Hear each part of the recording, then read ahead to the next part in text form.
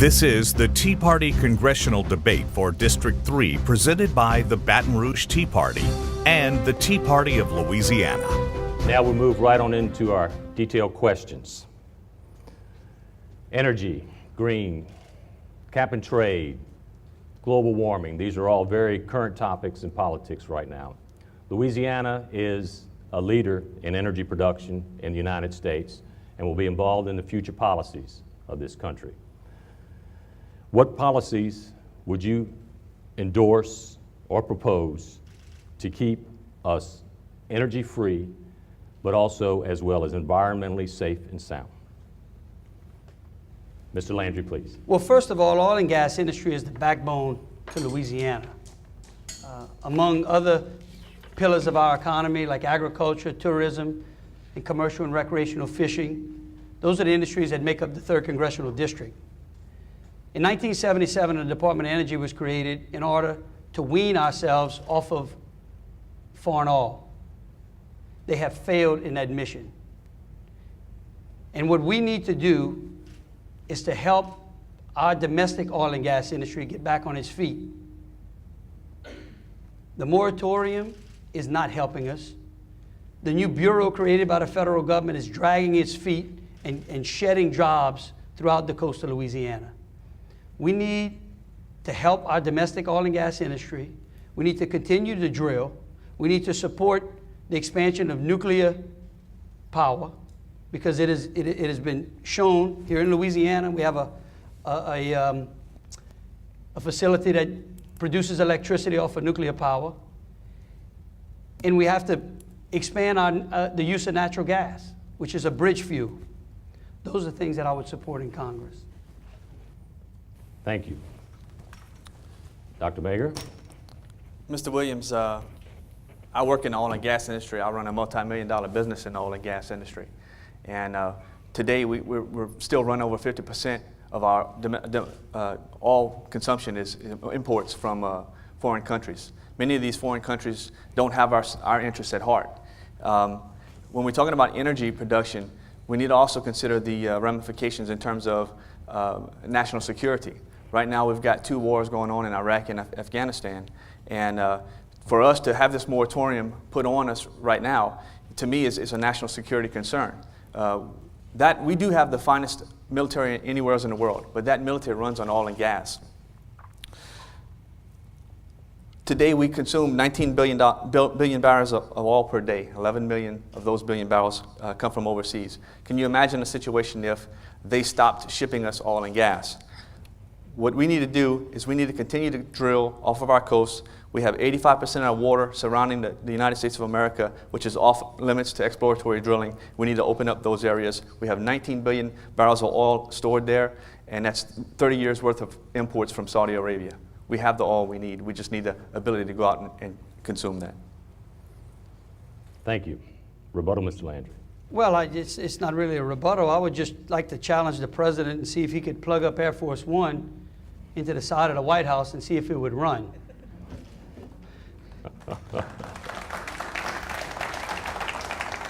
Thank you. Now we'll move on to the second question. Candidate Magar, you will respond first. Yes, sir. Illegal immigration is placing a great burden on this country, especially on the border states.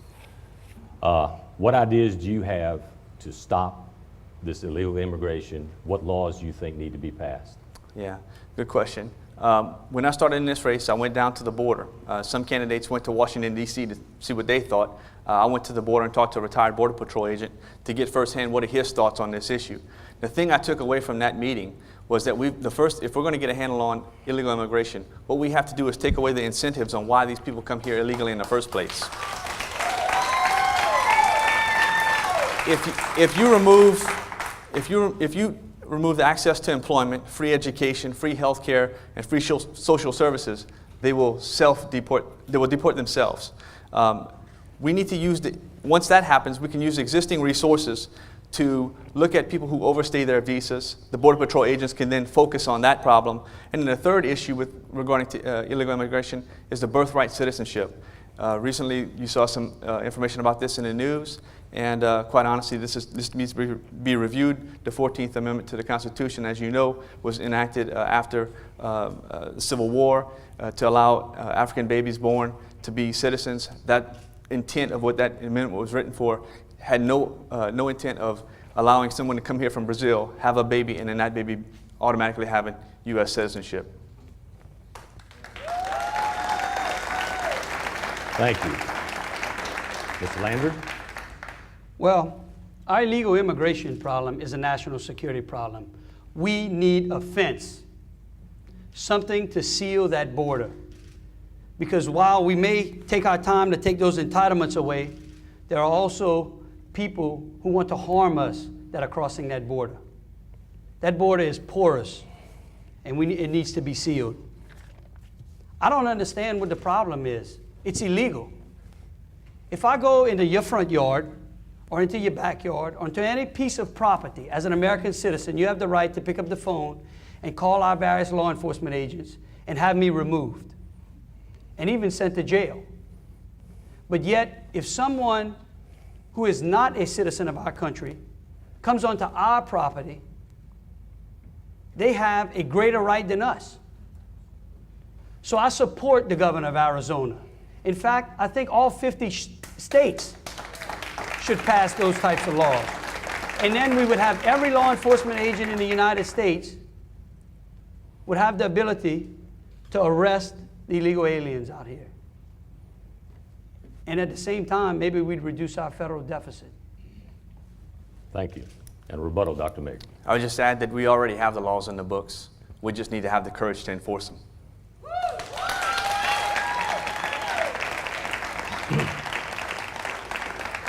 Thank you very much. Ladies and gentlemen, this debate tonight is being taped and will be televised in selected areas in District 3 on Cox 4 and Division 5, but 2 times at least now between tonight and August the 27th. So please keep your eyes open for that. Any proceeds from this debate is going to the 2011 Watchdog Fund. The Watchdog Fund is a program that's being set up by the Tea Parties for citizens to be around the clock at the legislature in 2011 when it convenes to watch our legislators closely. Okay, we would greatly encourage everyone to participate in that, and there's sign-ups in the back if anybody would like to do that. Now we're going to move on to question number 3. Mr. Landry, the foundation of our great country is the U.S. Constitution and our Bill of Rights. Is there any constitutional amendment that you would propose to get rid of or amend? We need to repeal the 17th Amendment. It's amazing that we're coming up to its 100th year anniversary. An amendment that, since it's been passed, has greatly expanded the size of our federal government. I certainly wouldn't be opposed to repealing the 16th either. Keep going. Is it only the those that I want to repeal? You want to repeal some more? Whatever you feel needs to be done. No, I think that those 2 amendments, that which has allowed the U.S. government to tax our income, and that which has allowed the federal government to grow in size, are 2 amendments that certainly need full repeal. I certainly support amending the 14th Amendment to take away the right for those people who are born on U.S. soil to automatically grant them naturalized citizenship. Thank you. Candidate Magar?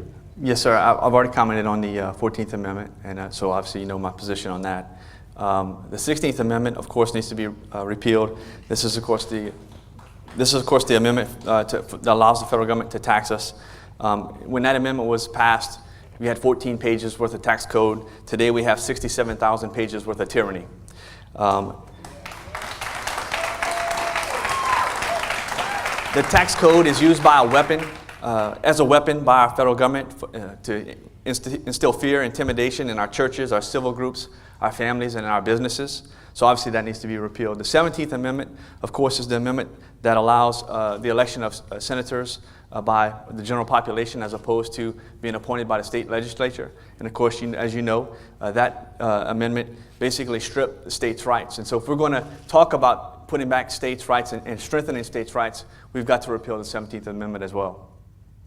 Thank you. And a rebuttal. Well, I would only like to clarify that there are two plans currently by the Fair Tax Group and by Representative Paul Ryan. And I support those plans because everyone should pay something in this country. When you pay, you tend to take on a greater responsibility. And as your next congressman, I will make sure that everyone pays something. Thank you. The next question will be first answered by candidate Magar. The Tea Party movement has adopted the anagram TEA, taxed enough already. We've already brought up taxes here quite often, but what do you propose specifically to lessen the burden of taxes on U.S. citizens? Well, just what we just talked about, Mr. Remy. Let me just add this. I know this isn't part of the question, but I'm going to add this because I've been wanting to do this for years. The first debate I ever saw televised was the debate between Mr. Perot, George Bush Sr., and of course Mr. Clinton. And Mr. Perot got on stage and he had these little charts, and obviously I got my charts. His were fancier, but I'm on a budget. And he got on stage and he said, "Here it is right here. We're going broke." And we made fun of him. This chart actually comes out of a book from 1993, and projected that in 2010 we'd be spending $2.6 trillion. Actually, we're projected to spend $3.6 trillion, almost $3.7 trillion. We are going broke. He was right. And quite honestly, $1 trillion, you say, well, what is that? Well, if you consider the fact we have 300 million Americans in the country, roughly, 100 million of those pay taxes, 1/3, and it takes $10,000 from each tax-paying citizen every time they talk about $1 trillion. So every time they talk about a new health care plan for $1 trillion, if you pay taxes, that's a $10,000 burden on you. If you have a child born today, when that child is tax-paying age, he's going to have, with a $13 trillion debt, $130,000 in the hole. And so my proposal and what I support is repealing the income tax and then replacing that with the fair tax. And then I'll tell you this, Russia replaced their progressive income tax with a flat tax. They increased compliance 25% and revenue 25%. How bad is it when we have to take direction from Russia? Thank you. Candidate Landry. Well, I just explained two plans that are before us now.